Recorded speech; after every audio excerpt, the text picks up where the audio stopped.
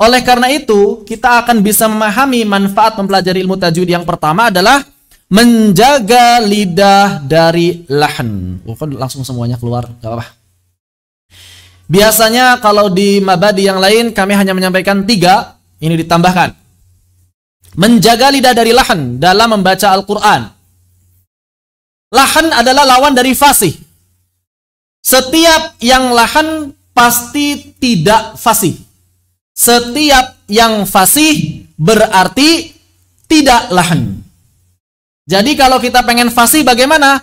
Tinggalkan lahan. Jadi fasih. Begitu ya. Gampang, lahannya di mana saja itu yang kita obati. Kalau lahannya sudah kita obati, jadi fasih semua bacaan kita. Seperti itu. Jadi lawan dari lahan adalah fasih. Orang yang bacaannya tidak fasih maka sebetulnya dia lahan. Walaupun kalau kita lihatnya adalah percakapan sehari-hari, ada istilah yang bukan lahan tapi juga bukan fasih. Apa namanya? Amiyah. Amiyah. Amiyah. Kalau dialek fasih, ya fasih tetap. Ya, dialek fasih misalnya kata buyut dengan kata biyut, dua-duanya fasih. As-sirata, as-sirata, az-zirata, fasih tiga-tiganya. Alaihim, alaihimu, alaihum. Ini dialek, fasih. Tapi kalau dengan amiyah, nah sudah beda. Ya, seperti misalnya kata alma, air. Kalau amiyahnya moya, moya.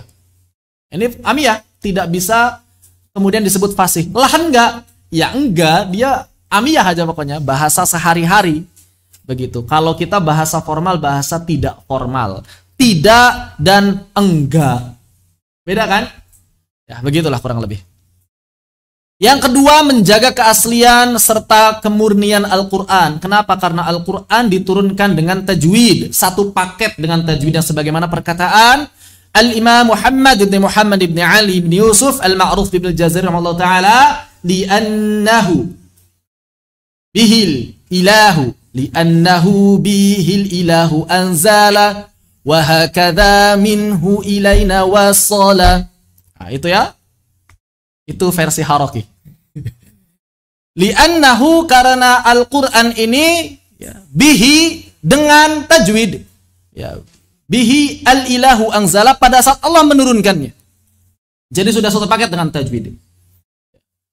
Wa hakadha, dan demikian pula minhu, dari Allah Azza wa Jal, ilaina, sampai kepada kita melalui perantara para ulama, wasala, dengan tajwidnya. Seperti itu. Jadi udah satu paket antara tajwid dengan variasi bacaannya. Al-Quran itu sudah satu paket.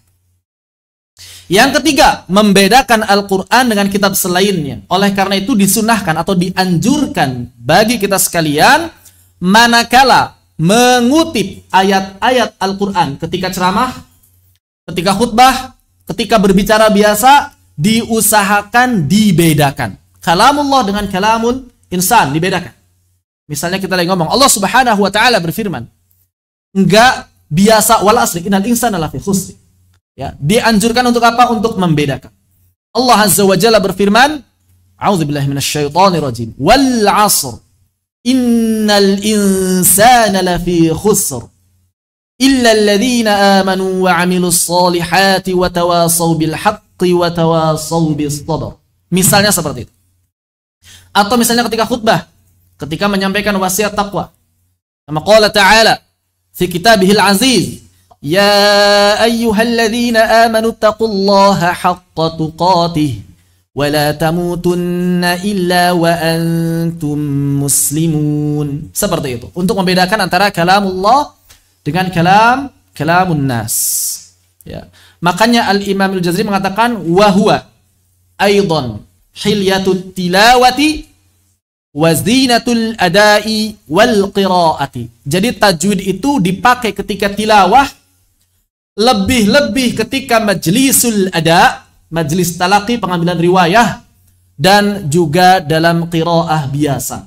Lagi ngisi fiqih, ada ayat Al-Qur'annya, amalkan tajwidnya.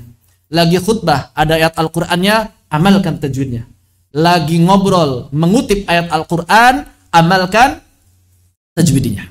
Seperti itu. Kemudian yang keempat, memperkuat tadabbur ayat-ayat Al-Quran. Ini tentu saja akan sangat terasa bagi orang-orang yang sudah bisa memahami bahasa Arab. Ketika kita sudah bisa memahami bahasa Arab, kita juga mempelajari tajwid, maka tentu kenikmatan mentadabburi ayat-ayat Al-Quran akan sempurna apabila bacaan yang kita simak tidak terjatuh pada lahan. Karena apabila seseorang membaca Al-Quran dengan lahan, apalagi lahannya mengubah makna, boro-boro mau menikmati. Yang ada mungkin hati kita akan merasa risih. Seperti misalnya ada imam yang membaca Alhamdulillahi Rabbil Alamin. Mau tadabburnya gimana? Alhamdulillah artinya apa? Segala puji bagi Allah. Alhamdulillah, segala kehancuran, segala kematian. Gimana mau tadabbur? Yang dibaca bukan ayat Al-Quran. Yang dibaca bukan ayat Al-Quran. Dan ini juga sangat berkaitan erat dengan poin yang kelima, menambah semangat dalam beramal. Ketika misalnya imam yang menjadi imam ratib, menjadi imam tetap, membaca Al-Quran dengan baik, membaca Al-Quran dengan tajwid yang tepat, maka tentu kita akan dengan mudah mentadaburi ayat-ayatnya dan kita pun akan menjadi semangat untuk bermakmum di belakangnya. Maka tentu kita juga akan semangat dalam menyimak bacaan Al-Qurannya. Daripada dengan seseorang yang bacaannya berantakan atau mungkin hanya mengedepankan irama semata, bacaannya banyak lahannya, mungkin membuat orang itu menjadi apa? Menjadi tidak semangat dalam mendengarkan Al-Quran, menjadi membuat orang tidak semangat dalam ikut sholat berjamaah, dan menjadi membuat orang tidak semangat dalam mempelajari tajwid itu sendiri. Ini kenapa kemudian kita penting mempelajari, memahami tajwid dan juga mengamalkannya. Khususnya antum santri yang memang tinggal di asrama, di pondok, di ma'had, yang jelas-jelas fokus pada bidang Al-Quran. Jangan sampai antum ketika lulus dari sini enggak bisa mengamalkannya sama sekali. Lalu apa bedanya dengan santri yang bukan santri Al-Quran? Apalagi ma'had karim bil Quran, ini secara khusus, secara spesifik sudah mendeklarasikan diri sebagai ma'had tajwid. Yang lain itu ma'had tahfidz, tapi ini ma'had tajwid. Jadi ma'had tahfidz berbasis tajwid, maka harus bisa dibuktikan. Caranya bagaimana? Ya antum harus sungguh-sungguh. Antum harus sungguh-sungguh. Ya, ketika menghafal bukan cuma setoran, tapi harus mau berjibaku, ya, harus mau berjibaku dengan koreksi. Ya, walaupun saya juga mengalami bagaimana beratnya antum ketika dikoreksi ngeblank hafalannya gitu ya. Lagi setoran hafalan, dikoreksi bukan koreksi hafalannya, koreksi lahan. Aduh Ustaz, apa Ustaz? Awal ayatnya Ustaz? Ya, enggak apa-apa.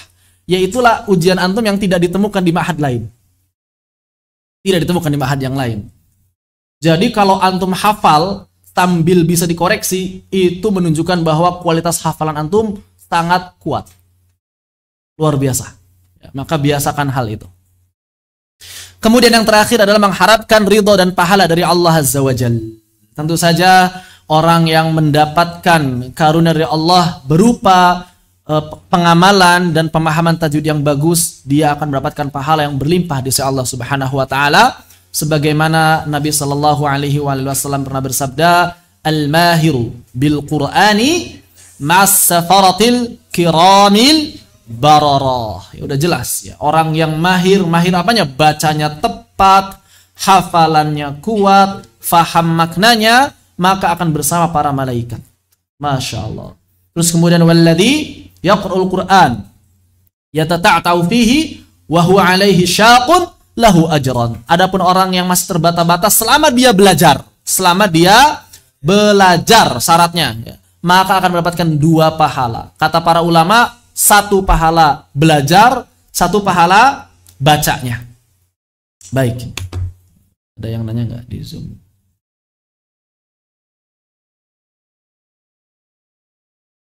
Lalu bagaimana ada pertanyaan, bagaimana dengan bacaan doa-doa yang diambil dari Al-Quran? Apakah termasuk dalam bahasan ilmu tajwid?